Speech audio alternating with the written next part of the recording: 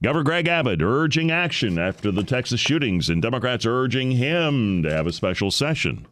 Instead, it looks like he wants to deal with things by executive action, at least for right now. But any way you look at it, he's kind of between a rock and a hard place in all this. Rachel Malone is the Texas director of Gun Owners of America. Rachel, if you were advising Governor Abbott on what to do, what would you tell him? I'd tell him, keep in mind that armed civilians save lives.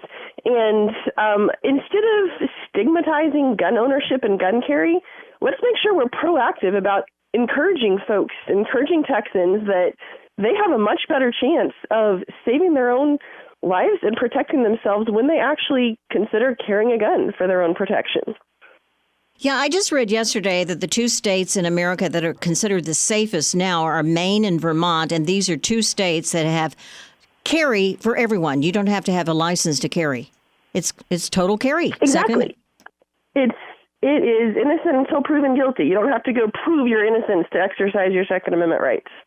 You know, Rachel, I was just talking about this a few minutes ago. It feels like we have a new Me Too movement, only now it involves guns. You have corporations all across America that are kind of hopping on the bandwagon of what Walmart did and what Kroger did. And now you get CVS and Walgreens writing the list of not allowing open carry in their stores anymore. I realize they feel like they're doing something positive by doing this, but they're not really accomplishing anything, are they? No, they seriously aren't. I try to break it down like this. I tell people, okay, when was the last time you heard of a criminal saying, you know, I have these terrible plans or evil plans, I'm going to go shoot up someplace, and they say, oh, dang it, I don't have my license yet.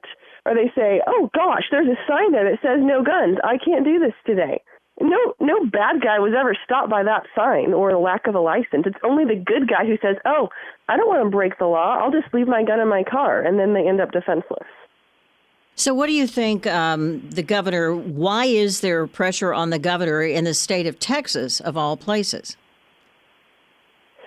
Oh, I mean, there's always been pressure from the people who just hate guns and don't want people to have them.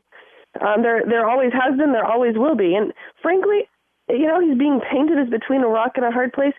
I don't think he should be. I mean, he is from a party that has a very strong Second Amendment stance. He has run on that. He's made some strong statements about his beliefs.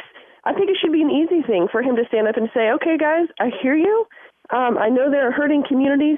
I'm going to listen to all the stakeholders, but at the end of the day, I'm going to do the things that I ran on. Okay. Good to hear from you, Rachel. Thanks for your time this morning. Rachel Malone, Texas Director of Gun Owners of America, here on News Radio 740 KTRH.